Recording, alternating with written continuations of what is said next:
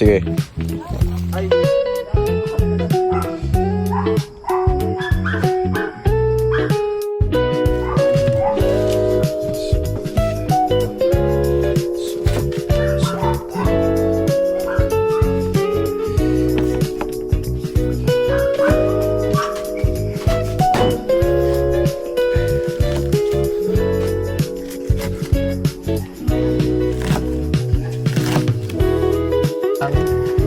Wala pa nakalagay. Wala pa.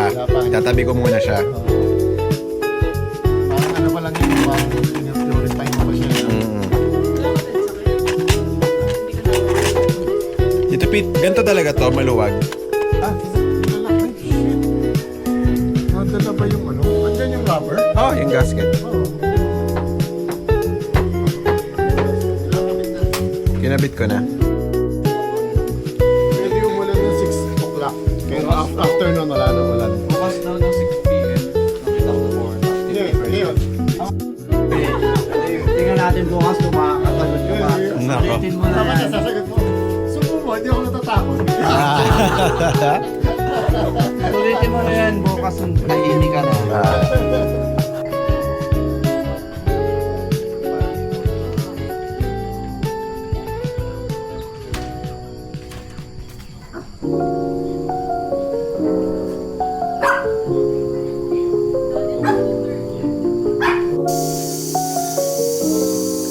Ito yung kalamansi na gagamitin. Ito yung para sa mga parisan kali. Tapos lalagyan niya ng tubig, kalamansi, tsaka suka. Yan. Ito yung mga sangkap. Ito yung pinakuluan niya namin. So, yan, dapat malambot na siya. Oops, moist. Dapat malambot na siya. Okay. Lilipat muna natin ang galingan. Parang hindi siya puting-puti lang ano. Yung karne. So, inaano na namin. Sinachop-chop. Ayun yung panalo dyan. Yan o.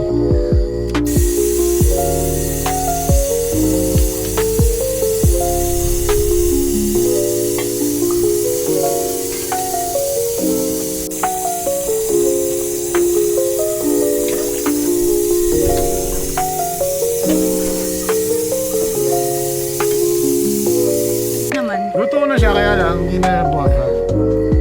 Luto na lang siya. Ito ngayon, parang nasobrahan na. Parang risotto nga. Risotto. Naging risotto. Yung lugaw? Post niya.